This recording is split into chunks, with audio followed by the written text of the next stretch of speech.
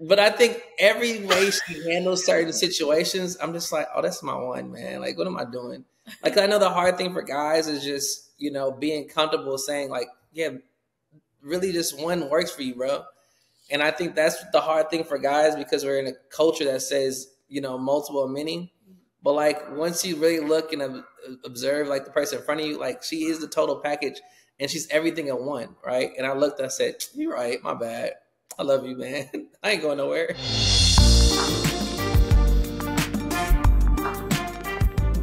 Well, hello.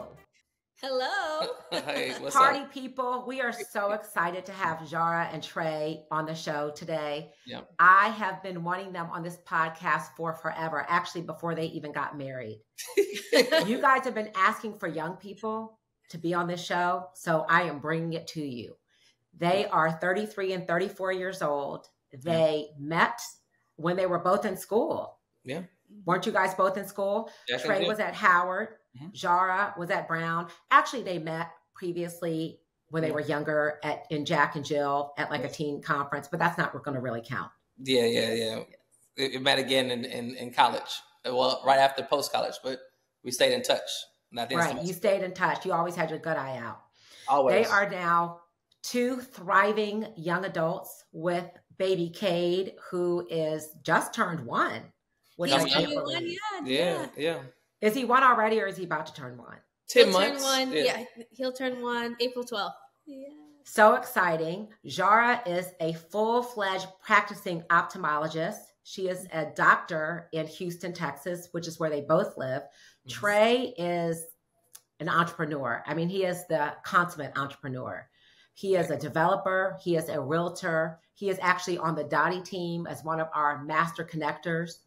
He is an influencer. He does a lot.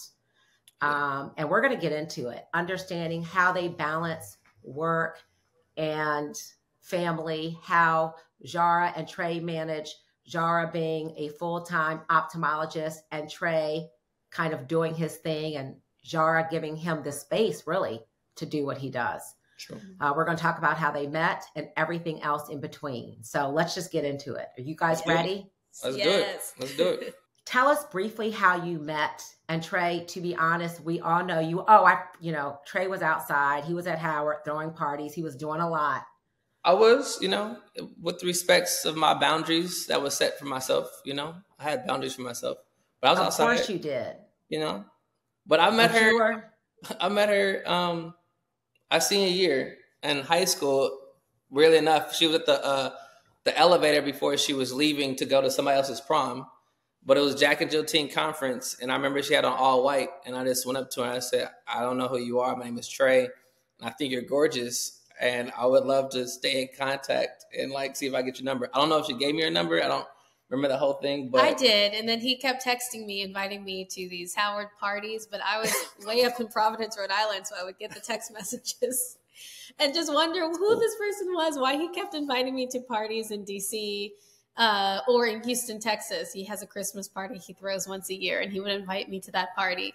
The really funny thing about it is he knew where I was going to college, so he had my name saved as Jara Brown, and he would text me, Jara Brown, come to this party. I never knew her last name. That was hilarious. So you were really trying to hit up Jara before you even got to college, before she even started. I think when she was graduating, they all said, your different schools, so I thought that was her last name, and I think your Instagram said Jara Brown or no? Nothing. I don't know. It just was in my phone as Jara Brown for the longest, and maybe I was just shouting out her college. I don't know, but I thought that was her last name, Brown. She was like, "What? No." Yes. But okay, so then what?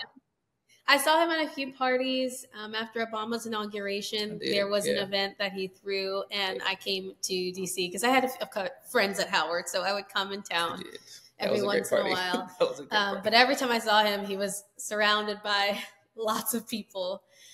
So I didn't really try to, fight him. I think I made my way to make sure that I said hey to her. Every time she was somewhere in the room, I made my way to go see her. And then even there was a time that we went to Mardi Gras in New Orleans. And I remember vividly, I had 15 friends with me. I think we're all the way on Bourbon, and she's on St. Charles because her parents own some condos over there. And I tell the whole group, like, yo, I got this friend I want to go see. But I didn't want to walk by myself. So I convinced 15 people to walk with me all the way to St. Charles Street. And it was her and one other girl, right? And I had 15 guys with me, but I was wanting to see her. And I went over there to say, hey. She was like, hey. It just, I was just like, what's up? Trying to play it cool. But I know I had like 15 people with me. Just like, yeah, guys, this is a street. Everybody like, and I tell those guys to this day, like, man, thank y'all, man. Because look, we married. So thank y'all for y'all sacrifice. Okay. When we talk about intention, you were clear. I was clear. I know I liked it. You were like pinging, pinging, pinging, pinging, pinging. Yeah, man, I was. And I don't think I was doing it too much. So like, as you're mature, you want to be intentional, but you don't want to be, I guess, I don't want to say the word thirsty, but you want to have some level of thirst. But like, you know, you got to do it tactical and like make it look cool at the same time. But I knew I wanted her, you know? And I think she wanted me too, but she wasn't trying to like say that. So you felt like you already knew you wanted her when you met her at that party. Yeah, team conference. I think I wanted her when I was in Jack and Jill Teen Conference, but Jara would say that like my mind was in that space of like where we are now. So like I wouldn't even know how to appreciate it or value it at that point in time, which I can. So were you dating other people when you were at Howard? Were you guys both in other relationships while you were at Howard? Yeah, I was. Yes, I was. So you were, okay, so you met right before college, right before you went to school. Right before, like Trey, you kept in touch over the years, sending her things about parties and catching up with her, Mardi Gras, all the things, but you never really dated. No. So then what happened? So I think my friends would always refer to me as a serial monogamist. So I had a boyfriend all the time in college. Yes. And then I had a boyfriend going into medical school. And then towards the end of medical school, I was single. And it was kind of my first time being single. And I thought, this is my chance to just, have fun, live my life. And towards the end of medical school, there's this period of time where you can go to different programs and see if you like it by spending a month there. And I planned to go to Howard Hospital. And coincidentally, Trey invited me to some party. I don't even know what I was. We actually looked through to try to figure out what it was, but some party, and he's in July. And I said, well, I'm not going to be there in July, but I'll be there in October. And he said, awesome. I got hype. I told my guy, Brandon, was one of my best man. So I was like, yo, bro, hey, I don't know if she's going to be single, but if she comes, I've been like her forever, bro. Like I would really want to be intentional if she comes out here. And I just happened to be single as well at that time. And, divine intervention, no one has the cards to the game, but as long as you play it, I mean, that's the most important thing. And I think it took her 3 weeks to like let me take her out when she got in DC or something. I just know when we went out, she invited me with her and her friends. And I looked at the friends because I happen to know them too. And I was like, she went to the restroom. I looked at the friends. I'm like, hey, I'm not going to lie to y'all. I really like Jara. So like when she comes back to this table, I want to really focus on like seeing whatever I can do to make sure she's happy when she leaves this moment to be like, I want to hang out with him again. And like all the friends were like, cool, and we kind of hung out. This is when I had a Mini Cooper convertible. So she jumped in my car and we went to my friend's club and he had a bottle waiting on us, And okay. Well, okay. Let's play back a few things because this is major game. Yeah. One of the things that's so great, Trey, is that you were confident enough to meet her with her girls, wherever you guys were. Yeah. But that you also set the tone when she went to the bathroom. You let everybody know. Yeah. I am interested. I am focused. Help me. Right. Help me. Yeah. Yeah. And they were like, okay. Yeah. They I don't think the young people do that anymore. Yeah. I would say I wouldn't want anybody to feel scared to ask the friend circle for that kind of assistance because a woman still values her friends that she's connected with first. And that's really the first line of defense. If the friends are supportive of it, I think, they'll kind of champion you on to the finish line, but it really never is the finish line, But they'll champion you on to say, hey, we see something in both of you guys. So I think that's what happened there. Okay, so then you left with him? Jara, I'm trying to help me understand. And what time of day was this? It was an evening thing. We were catching up for drinks. So just to put a little bit of a background, every time Trey would invite me out for those first 3 weeks, it was kind of like a late night invite. So I was like, maybe next time. Booty call. Yes, which was not happening. So I really didn't think he was serious at all. All right.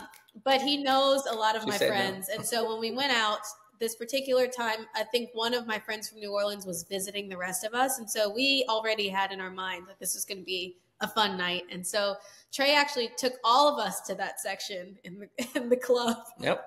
Cloak and That's dagger so on the fun. street. It was really a very small, like more like Yeah. a lounge type club. Yeah. And their upstairs was closed off. So he opened up the upstairs and gave us a little spot there and brought us a bottle of champagne. And so Was we all this Mark Barnes? No, we didn't go to Park that night. That was another friend of mine, John. He owned a place called Cloak and Dagger on U and 14th. So I thought it'd be smart to do something a little bit more intimate instead of going to the big club type environment. 'Cause it was only like 5 of us or something like that. And I was the only guy. I think I called like one other person to meet us there, or probably just me the whole time. So I didn't want to do too much, but it was like the perfect scenario. Like the champagne was on ice. They came upstairs. They all laughed and joked. I think Jesse was talking about her brother doing a book signing at Busboy and Poets the next couple of days. So How it was a old were cool you guys? environment. Maybe 25. You turned 26 that, Yeah, I turned that year. I turned 26 or 25 that year. You turned 25. I turned 26. Yeah, I turned 25 that year. Yeah. So Okay. So I've got a question. Trey. Yes. When you were calling Jara late night to hook up with you and she was not coming, I just know for real. Mm-hmm. What was your intention? Was it a booty call? Like just be honest because the people need to hear it. Be honest. If she would have showed up, like, why were you calling her, first of all, late at night to hook up? Number one, that's what I want to understand. And then number two, if she would have given up the cookies, would you be sitting here right now? Well, first of all, I think the reason I was texting her late because she's a doctor. You know, she had late hours, so that could have been her work hours. I don't know, but not. She was in residency. She was not practicing. All seriousness, and she wasn't even in residence. Were you in residency? No, she wasn't. No, she was in school. So what are you talking about? Yeah, making excuses at school. You know, I think I had the wrong intentions for it, but I could have found love in that space too. And I think I was going at it at the wrong time because sometimes guys, like, we want to date and stuff like that, but we don't want to be the one that goes on a date and then she's going to see the next person after the date, you know? Like, at that point in time, I mean, granted, that's not the type of woman she is, but like in the world that we live in, you know, you don't know. So I think you shot your shot, basically. Yeah, maybe and she made you work harder. She said no politely, so right. But still encouraging, like, hey, not right now. It wasn't like a shoot down. It was like, hey, you know, let's find something else to meet in the middle. You know, because the time that we had really saw each other was in the club the year prior for Obama's inauguration. I think before that, really just interacting from Jack and Jill in high school, right? So there wasn't any time to really have a true rapport in person. But, you know, the cool thing about social media and stuff allows the people to kind of be up to date on how people's lifestyles are living. And I think both of our lifestyles was in the same, you know, wavelength of like, hey, I can vibe with that guy. And I think, you know, maybe I was trying to take advantage of the space of saying, hey, come over, because I didn't know if she would. But I'm glad it happened the way it did, you know. But the thought process was in the back of her head, regardless when we started hanging out. So that's a good thing. So you never know what planet seeds you're planting, but the tree blossomed, you know? So I'm sorry. I don't know if you felt away, but I'm sorry if I text you late at night. But yeah, sometimes we try to close, but closing isn't the end all be all, right? Because sometimes what does close mean? Closing, like, you still want to, like, you know, have that sexual interaction or, you know, intimacy, right? So as a guy, they feel like that was the best reason of a date. Like, bro, I made it happen, right? You know? But sometimes that making it happen can sell yourself short. We don't have the long run, you know? So it's all depends on how you look at it. And then, you know, blessings come in different ways. So yeah, like, why have the short return when you have the long-term result, right? And that's kind of how it worked out for us, you know? And when we hung out, I was thrilled and overjoyed, you know? Yes. Good as day. Okay. So when did you guys officially start dating, you know, Jara, after you guys went to the club with your girls? What happened after that?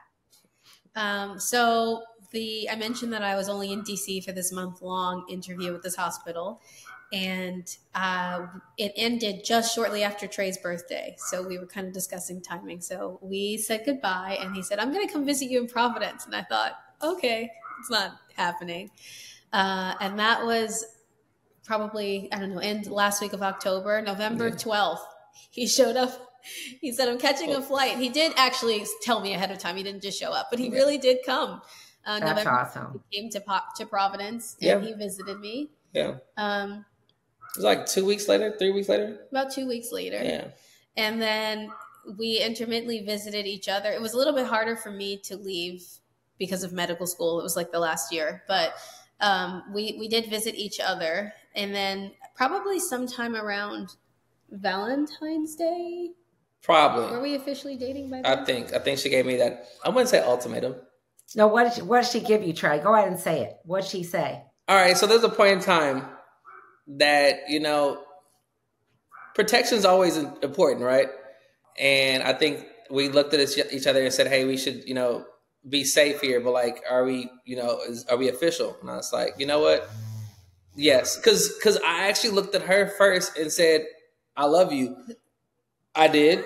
What he's trying to say is that there was a point in time where we discussed if we were monogamous. And I told him he could either have sex with me or he could have sex with everyone else. And we could date. That part. But you have to choose either you're having sex with me or you're having sex with anyone else. And you can't do both. Right. She did say that. Jara put her foot down and said, you're either having sex with me or sex with other people, but we're not having sex with me and everybody else. Right. And I love the fact that you created boundaries right there and you let him know that I'm not that girl. And I appreciate think you probably appreciated that, didn't you? For sure. And I think the way she mentioned it and said it was beautiful. I said, man, you're right.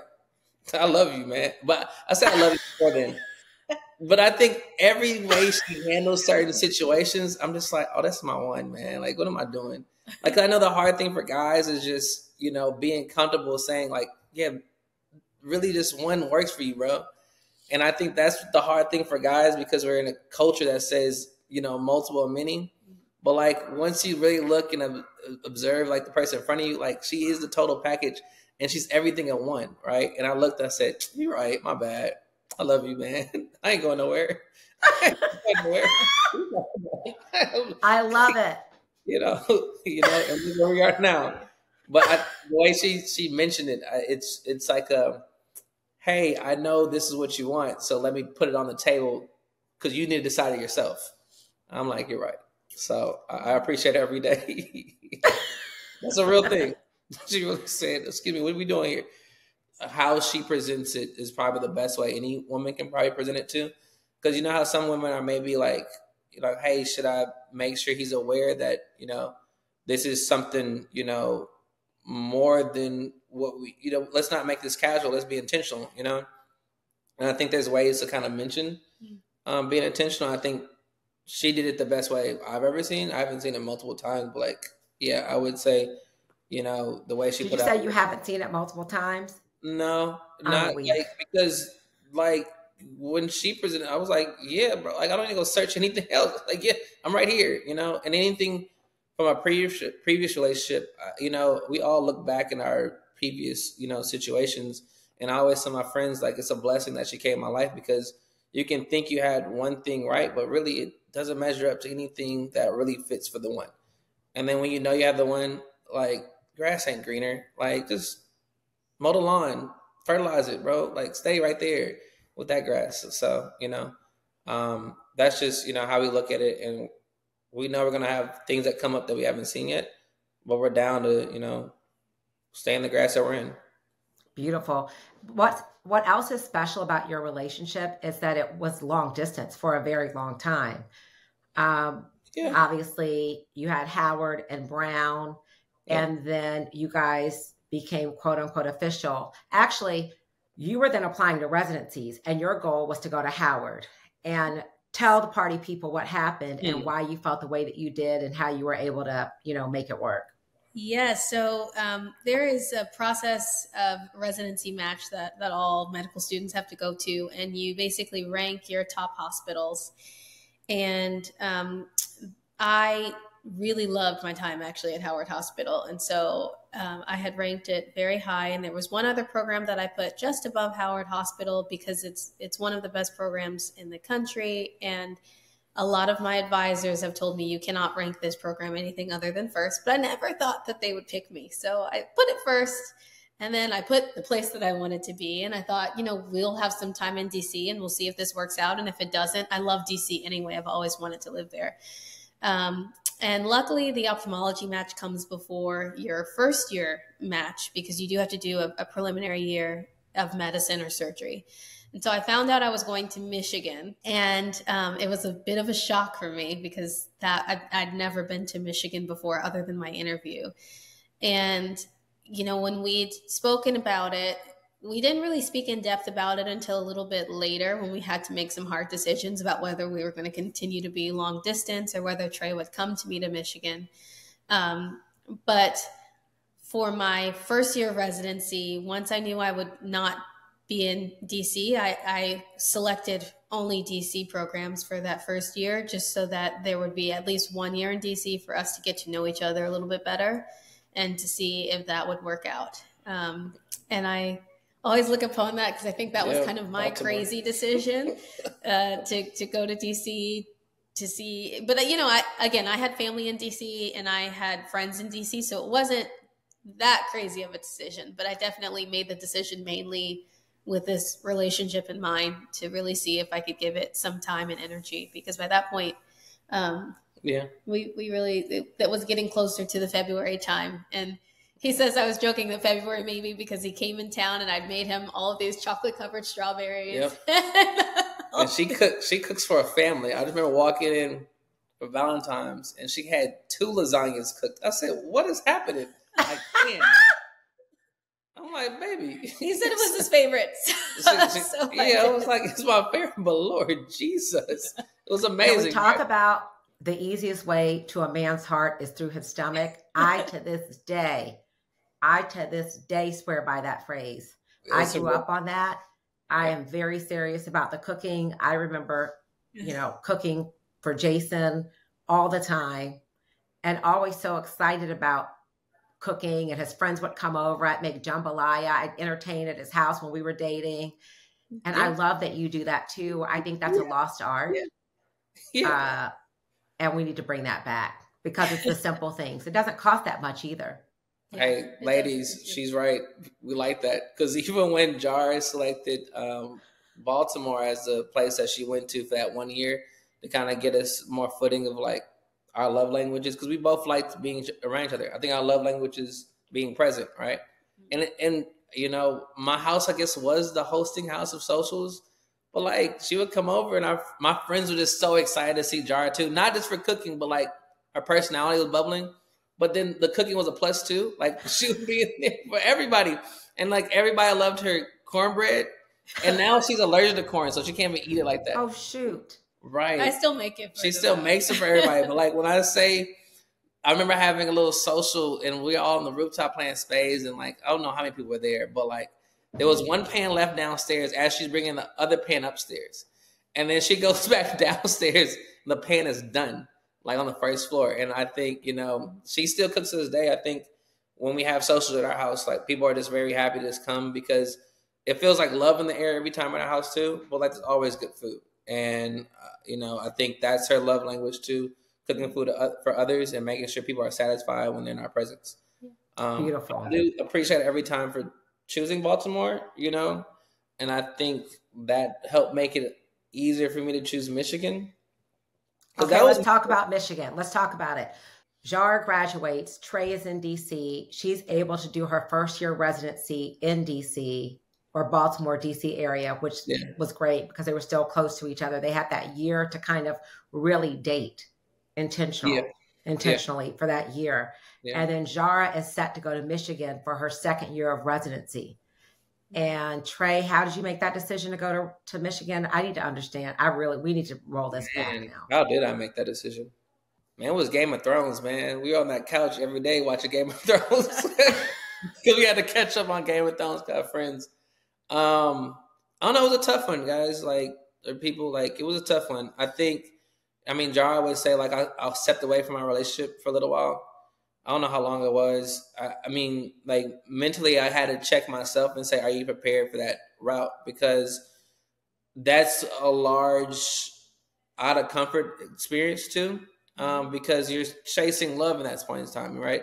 those are prime business years of like building up things. And then I had to look at myself and say, hey, is the life that you truly want for yourself? Because you're not only making a commitment to your partner, but to yourself, right? And you have to say, hey, you know, all these things you said you want for yourself and like your families and these goals, do they align here? And I think that was the hardest thing for me, where I think I was scared of the man I was supposed to be. And I was like, no, let me step away, because, you know, and I try to fault her. I don't know who I try to fault, like, hey, you know, what if I'm not the man that you want? You know, and I try to use that as a scapegoat to get out of it.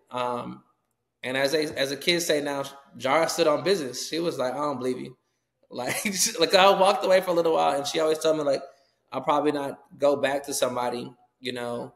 But, you know, she looked at me and I looked at her, and I was like, man, I'm lying to myself, man. And I need to step up to the plate and be prepared for Michigan, because, you know, she was one of the people that inspired me to think about, you know, real estate. I wasn't thinking about that. I was thinking about how I can become like the person that can put events together and make sure people are connected and try to get money off of the connection that I bring each other.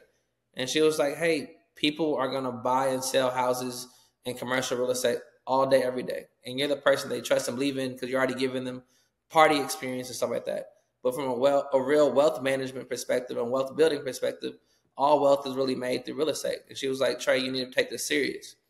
And I looked at her and understood that, you know, me going to Michigan, me choosing her, I'm also choosing that career as well. But I'm actually choosing myself and saying, can you step up to the plate to be the best version of yourself? It was scary. And I mean, look at us now. But it was a scary thing. I was going there literally for her, but also saying, you got to start your career now. You know, all the stuff you did beforehand is cool, but, you know, you got to step into life. And I thank her for that every day. But that was a decision. It was hard. That's not easy. It was hard. It's beautiful is what it is. It's beautiful. You know? And I'm just so proud of you for taking the risk, for believing, like you said, in yourself, believing in Jara, and making that move, because you were working for a liquor brand, weren't you? Yeah, I came out of school working for Bacardi USA, you know, and I was making money going to clubs, just telling people, hey, you should try Douce because it's fresh in the market and they want that client pool from the Hennessy perspective. And I was like, baby, life is comfortable. But that was going to be temporary success, right? And then you're always going to be in the working perspective. And she was like, Trey, I see something more, you know? And I probably saw it in myself too, but hearing it from somebody that is coming from love. And then, you know, from her standpoint, she wanted a party that was, you know, the strongest version of themselves too. And I think she was just pouring her love into me to say, go out there and do it. And I just had to answer the call and make it happen.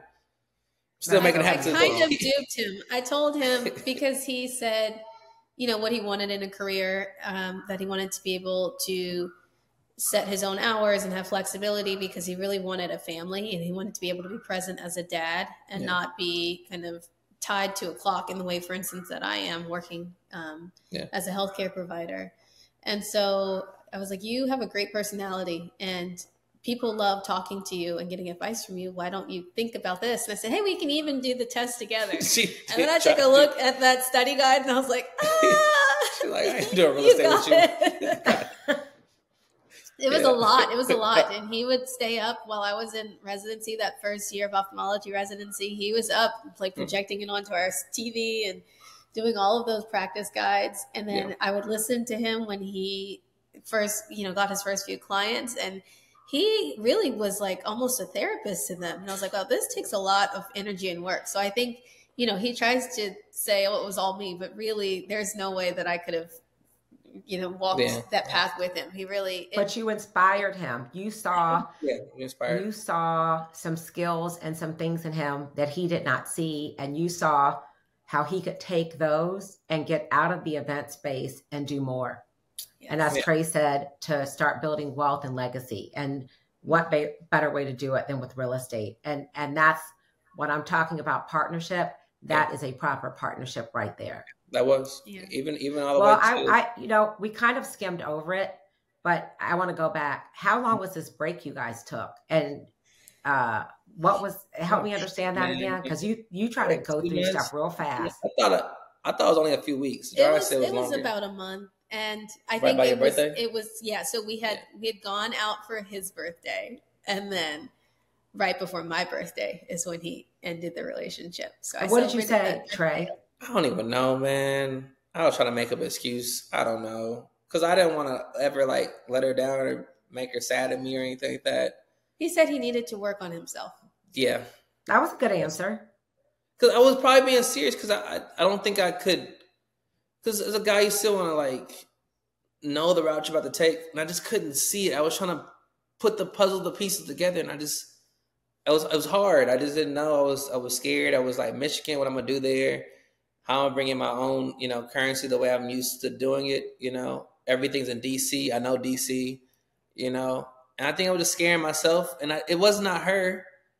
It was me. And and no one wants to hear that. Like, oh, it's not you, it's me.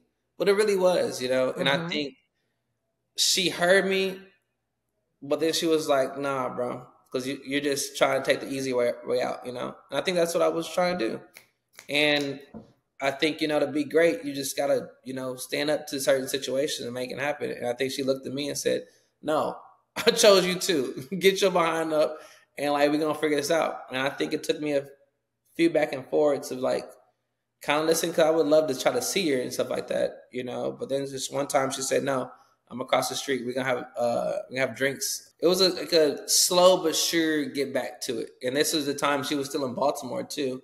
So it was right before she had to go to Michigan later on that year in July. Right. I think so you went to Michigan.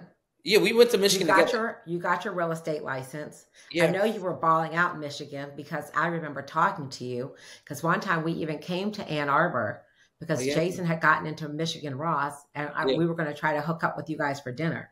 Yeah. And you were selling real estate, which is so incredible to go to a new city, honestly, and to be so successful. She took it to another level too, where we started even finding houses to buy ourselves. And she was like, no, let's go make it happen. We're going to go buy some houses and you're going to do development work too. I was like, true. And we found a cool 3 houses on one block, and Jara said, go make it happen. I said, all right. And then we have like 12 houses now or something. Yeah. So in Michigan? Like all over. So we have Michigan's like most of them, I think. Most of them are still in Michigan right now. Like I think 8 in Michigan, and then I have some in Houston. And you rent them out? Yeah. Yeah. Okay, party people. They're 33 and 34 years old. They own 12 houses as a result of Trey going to Michigan, following Jara because she was in residency, finding a way out of no way. Jara basically telling Trey, you can do hard things, and dude, we're going to utilize all these skills and you're going to become a realtor. And oh, by the way, and a developer. And they have you guys have an amazing home with a pool and a golf course in Houston. And to be 34 and 35, to hear where you started, both of you guys, I guess you met when you were teens in high school to where you are today at 34 and 35 is pretty amazing. And so really supporting each other's goals is tremendous, because Jara, you're now a full-fledged practicing ophthalmologist, and you're still supporting Trey because you can with his entrepreneurial goals. Yeah, but he supported me as well. I think he was making a joke. They always say with like, you weren't with me shooting in the gym, and Trey jokes that residency was like pledging a sorority or a fraternity, that we were online together. We were online. Because we really were. There were nights, like months, where you have to work night shift or where you're working call and working these long hours. And, for instance, the month and a half that I was on night float, Trey really actually would stay up with me during those nights. And if I ever got to come home, he was like awake, and we would entertain each other so he could try to keep me up so that I would get through those nights. Amazing. Even during COVID, that was when we dove into the stock market together because we would be up watching Fox Business, trying to learn like what to invest in and researching online. But honestly, residency is a really, really tough time. I think anyone who's been through it can tell you it's one of the most difficult times, because you have, like 28-hour work shifts, and keeping your morale up is really difficult. And I came home to this guy, and he was always keeping things light. He would set my alarm 3 hours too early and would say, "You're late for work." And I'd wake up like frantically trying to get dressed, and then I'd see him laughing in the corner. I realized like it's only 2 a.m. I love you. And you can take things very seriously, but he made sure that I never took myself too seriously and that we always kept things happy at home. Yeah. Absolutely beautiful. I'll take that. Absolutely beautiful. And how long have you guys been in Houston now? 2 years? Almost 2 years. Yeah, almost 2 years. Yeah. So you were 3 years in Michigan, 2 years in Houston. Almost 2 years. 4 years in Michigan, 4 years in actually. Michigan. So 3 years of the last 3 years of residency and then 1 year of fellowship. Yeah. Oh, wow. 4 years in Michigan. So I think Trey acclimated to Michigan really well by the time we left. I did. Yeah, I have workers out there, so it makes it a little bit easier. And I mean, I was just listening back to what you were saying. Like, we got to give ourselves grace too, man. It's crazy because, yeah, like there's a lot of stuff that we see that we still want to accomplish, but at the same time, figuring out how to live in the presence right now, you know, because I think there's a lot of stuff that we've done together and we're still doing together. But I know there's so many goals that we want to hit, and I just sometimes look back like, dang, are we doing it? But I guess so, you know. But it stems from like the love in this house is always high. Like I love battery doesn't go down. Like I haven't seen a day that I don't come home super excited to see my wife. Even if there's stuff that comes up that we gotta tackle together, you know, because I'm a guy, you know, let's still do guy things, you know, but I listen well, you know, but I think I love battery doesn't go down. I think that's the biggest thing. That's beautiful, especially with your demanding careers and with a newborn. And how is sex with all of that? May I ask? I enjoy sex with my partner, man. Of course you do. I'm not going to try not to become very red. No, it's no complaints here. So you're not tired? You don't get tired? No, I think you just have to. We put it in a different because the child comes first, right? So Kade is in my place, right? He's on the boob, you know. That's his. I'm cool with it. That's my man's. That's my man's. You know, I love him. You know, you're not jealous. Nah, no jealousy because I know like that love and bond is happening that he needs from his mom. But like it's something nice to be like, come on, you know. But you know, I think the love of like the household love is euphoric and it feels like sex when you walk in the house. Like it's that high of like, you know, happiness. But when we do get active, it's outstanding. And you're not tired during. It's the kind of thing where you think like, oh, do I have energy for this? But then as soon as it kind of starts, then you always 100%. Yeah, 100%. I can speak from firsthand knowledge. Yeah. So you may be tired, but you're not tired. You're very quickly not tired. Yeah, exactly. You in it. Yeah. You in it. You know. You in it. You just have to get to that first step. But I think our sexual chemistry worked well too, and I think that's still important for households and families and stuff like that. I think our sexual DNA, is compatible, so I think we have no problems there, and it still probably adds more happiness outside the bedroom sometimes too. Mm-hmm. And I think when people find that, and don't shy away from it, that's something that's needed in a relationship. Yeah, and it's a two-way street, and I think it works. I think the only and time it's natural, and was... people should be having sex. It's natural. Yes. What type? Oh, I was going to say, Trey says he was tired when we were trying to make cake. Oh, that's hilarious. That's different. Really? Sex when you're trying to make. Cause I think there's a point in time we got intentional with it. And I think we're a little bit freer to say it. Like we had, unfortunate a miscarriage the first time, right? A go around. I'm sorry. And it's a blessing in disguise because Kade is wow, right? But I was making a joke that when you're intentional about saying that, hey, the clock is ticking, this is my time window. Sex is, still the same sex, but it's like, yo, stop doing the extra stuff. We only go all day. Yo, we don't go right now and just drop, Let's just get right to it. Let's just get right to it. Deposits. Right. Make the bank deposits. I'm trying to still make love. I'm trying to do the whole No foreplay, none of that. Let's just get right to it. I don't know how to have sex any type of different way, right? It's just like it's the same way. She's like, brother, come on. Right? It's like, bro, if we don't let this go. You guys are hilarious. We're done. At least we got what we needed. Kate's here, right? And it's gonna happen again if we go for number 2 because everybody asks us where's the next one. I'm like, Kate's perfection. You want us to do another perfection? Which and you want to wait a little bit too, because he's only 8 months old, 10 months old. Yeah. So I think 2025, but yeah, I was making a joke about that. It's real. That's so funny. She had me having drinks in the kitchen. I don't even know what I was drinking. She was like, just drink this real quick. I was like, all right. And then this other lady, she made a joke. I forgot where we were. It was at this waffle spot. And she was like, oh, you got a boy? No, it was my patient. Oh, her patient. Yeah. What'd she say? Oh, she joked that we had a boy, which means that I was actually participating in the sex. And she said, if you want a girl next time, she was like, if you want a boy, that means you really wanted it. You really wanted it. That's why you have a boy. Next time, if you want a girl, you just have to lay there. I was like, what? You know what?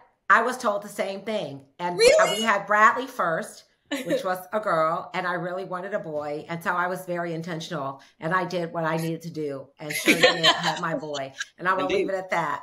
Party people, you can go look it up and see what it means. That's fine. But I knew what I was doing. As the kids do, they snap. Okay, go ahead then. All right then, period. It wasn't period, that part. You know it had to be, because she was not shy about telling us. It's a whole thing. I try to tell people. I'm glad you figured it out. Hey man, I'm appreciative, man. Kade is a blessing. He's a blessing. He is. I'm happy. So I've got a question for each of you. As you guys know, Trey, you both know, because you're very intimately involved with Dottie and what we're trying to do to create space for our young Black people to find love and be intentional early, as you guys were in your mid-20s. Yeah. What are you seeing, Trey, with your Black friends that are single? Why are they single?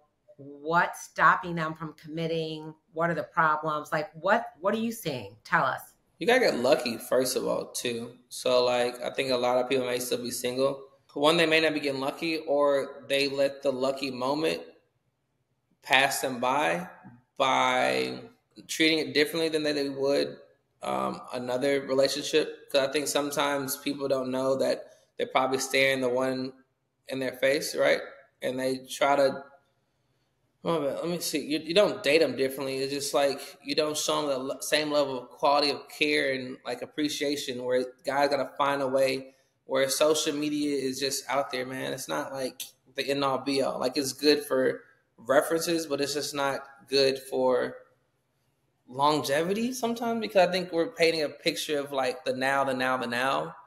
And, relationships take work, and sometimes people may not be willing to put the work into a relationship just like they do their career. This one person, he's really focused on his career, right? And I think he really wants a real relationship, because we all chatted about it. But I think he's just trying to track his business acumen first. And I was like, hey. I think, and that's a big miss. If you look at your peers, and when I say peers, your white peers and your peers from other cultures that are in corporate America, they're all married. Yeah. The men are married. And guess what else? They're going on golf trips with their spouses and their bosses. They're going to dinner with their spouses and their bosses. And you are like the lone man.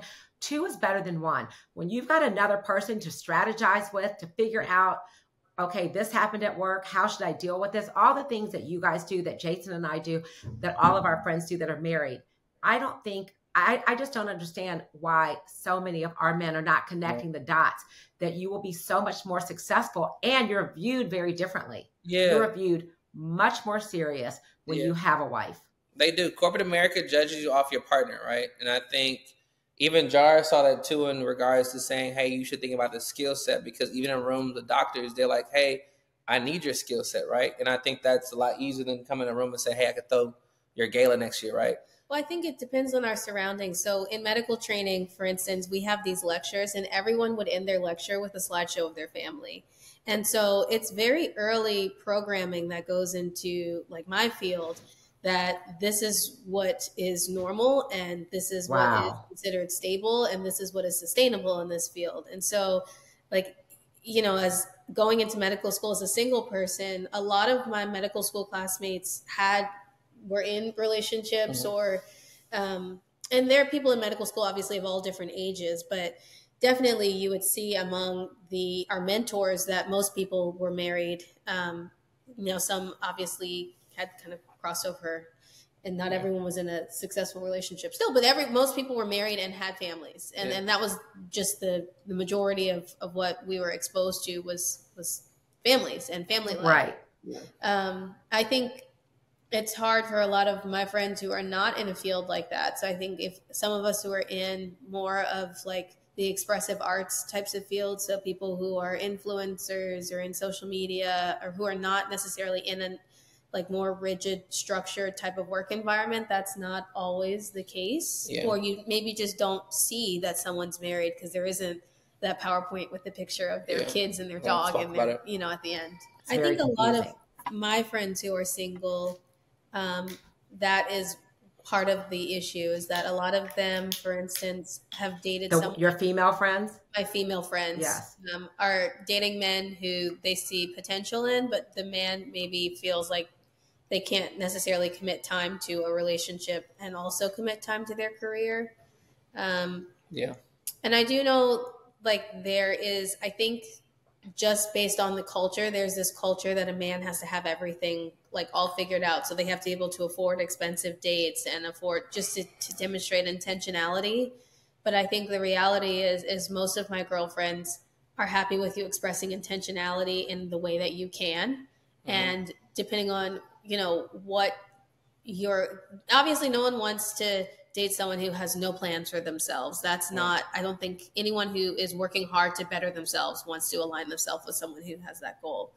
But I would tell Trey when we were first dating, like, you can bring me a card and flowers, or just send a card if all you can afford is a card, which is we weren't in that space. But I think the main thing is that, like, someone has to be able to demonstrate that they were thinking of you. And that's what most women want, which is, I don't think, what a lot of men think. I think a lot of men think social media. Yeah, that they have to. It just does take communication. And one thing that allowed me, I think, to feel more comfortable taking Trey seriously was the fact that he really is very open about communication. Because I always joke with him now, I'll say, can you text someone this? And he'll call them.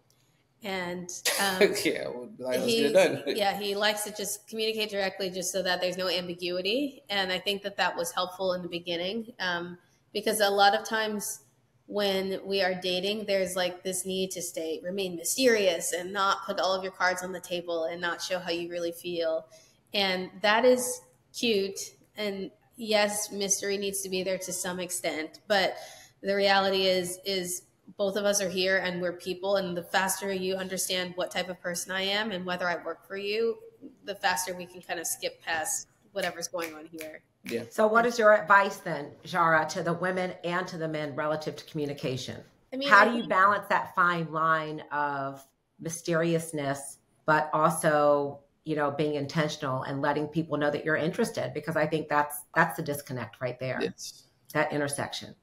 Yeah, I think it's really tough because I don't know that women can always set the tone for that type of thing, but I do think that trying to open dialogue and trying to at least communicate your expectations can be one of the main things. And then also communicating with a man about what position he's in and what he's looking for and what he sees himself being able to give at that time would also be helpful, just because I know that some people aren't willing to express their limitations because they think it might scare someone away. And there might be someone who is totally reasonable about that. I mean, there are times when we're both in school or we are both, in between jobs and looking for things. And, there's so many different life circumstances that can determine like how people approach a relationship. And sometimes I think intentionality gets miscommunicated because those types of things aren't clearly. So I think one of the key things I heard you say was talk on the phone. Like, we need to get away from texting. A study just came out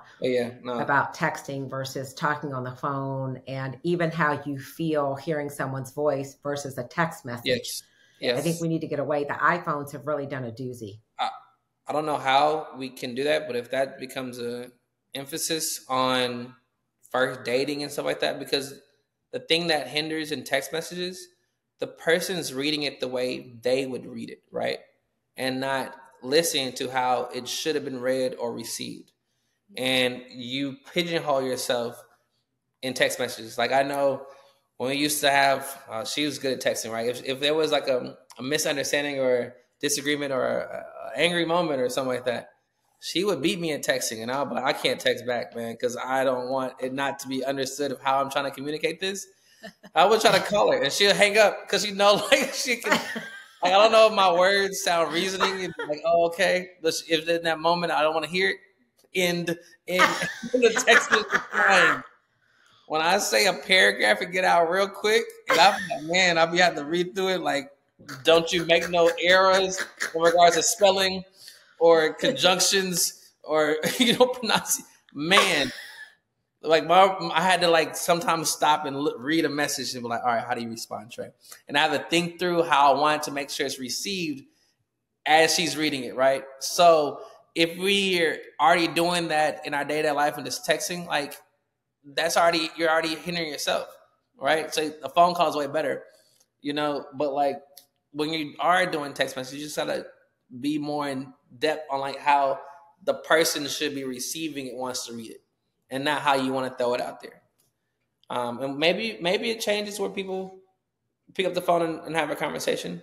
Phone calls over text, but if you got a text, man, sit still because the angry text can't come. Just don't mess up too much, my man. You are hilarious. These are real. I don't have so much gets miscommunicated with texting. Yes, it does. I would love for the norm to go back to talking on the phone versus texting, and we're just going to leave it at that and let that sit out in the universe. We're 34, 33.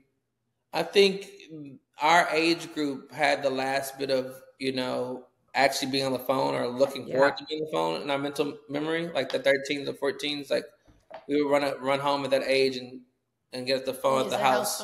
And call. A lot of successful relationships now FaceTime. They FaceTime all the time. I think that's amazing. That's what he did. FaceTiming is very intimate. Yeah. I'd be like, what's up, baby? It would always be a FaceTime call, which is great because, you really... She can see my surroundings, I'm still here. Yeah, it's very intimate. I love a FaceTime. It's very intimate. I know we do not have a lot more time, so I just want to ask you a few more questions. Okay. Because the people probably want to know. So you've been married for 4 years. Mm-hmm. Oh, going on 4 years. It'll be 4 years in March, right? No, 4 years in September. 4 years in September. We did two weddings, in a sense, COVID wedding and then regular wedding. Right. But so 4 years in September. Mm-hmm. Have you guys had marriage counseling? Do you have a therapist? Did you have counseling prior to? Tell me. We had counseling before we got married. We had counseling prior to. We are currently in the process of looking for a marriage counselor. Yes. Mostly because of the changes that have happened since having a child, kind of just making sure that we are both the best parent and selves that we can be, because absolutely whatever we have will be transferred over to him. Yeah. I do have a therapist. Trey has at times. I've tried. Jara told me it's important to go get a therapist. I haven't found anybody that really fits me, but I haven't really worked at it. And Jara says that's an important thing. I need to value the importance of it, because I'm sure there's unmasking that I need to do from, childhood. I don't know. I wouldn't say trauma, but like, my upbringing, I didn't have my dad in my life. And I just knew that was a very intentional thing that I wanted to do for myself. And then I don't want to pass on anything to my child for stuff that I probably haven't unpacked myself. Because I put up a lot of, I wouldn't say I close off a bunch of things that I know I don't want to address right away. And I know certain emotions that's going to come out at certain different times in life. That's just how I've lived. And I think Jara was like, hey, why don't you get somebody to kind of talk through these different things, just so when that comes up, you're the best version of yourself for the child. And I haven't got a chance to get to it fully, but I'm sure it'll happen. But I walk with a good group of guys every Sunday, my mentors, and that's my, therapy session. Sometimes they're older gentlemen that are retired doctors and real estate moguls and stuff like that. But we chat about life in that moment. It's an hour, walk around Memorial, and then we go get breakfast at, Bloom and Bees at the Post Oak. And that's, I don't do it every weekend, but like at least like once or twice a month, But I'm sure I need to get a real, doctor, But I do talk out things that I, want more clarity to, or at least hear myself talk it out so I can try to find my own answers as I'm talking it, But yes, I need a therapist. Thanks, guys. Beautiful. Okay. Therapy, that's one of the beautiful things that's come out of COVID is that therapy and having a therapist has become more of a norm versus not. Yeah. And so many of our Dottie clients, most of them have therapists. People really look at it as like their personal trainer, and they really want to drop that. It's almost like they want to drop it like, hey, I've got to get off this call because I'm meeting with my therapist at 6. Yep. Like they want to let you know I'm doing the work on myself. What I was doing right before our call. Really? Yeah. Yes. They want to let you know I am doing the work on myself and I'm serious about it. It's really also social. It's like it's status. It's become very much a social status thing. Talking about therapy, talking about their therapist. I'm headed over to therapy. People used to always say, oh, I've got to go meet my personal trainer. Now everyone is quick to say, I have to meet my therapist. And it's a beautiful, beautiful, beautiful thing. Thank you. That's awesome. Thank you guys for sharing. Is there anything else you guys like to share with everybody? Share with the group? Your love is your love, but make it happen. Like treat it like a career. Cause like, honestly, this is our business. We're both CEOs of our own company, and your family name is what lives in rooms that you're not in. So like, what do you want people to view you as? And being viewed as an individual is a lot harder to get things pushed up forward instead of being viewed as a couple.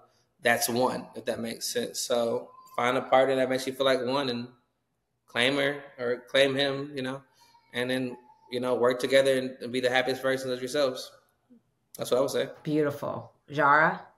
Trey's the one who we always coin his toast by Trey. He's really good at these nice closures.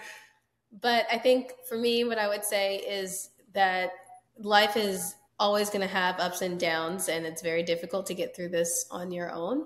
And I think for me, every day at the end of work, I rush home because I find so much happiness here. And that's because of who is present in my home. And so I just really think it's important to be intentional when choosing your partner, that you choose them for the reasons that will provide you that type of happiness over the course of the long run.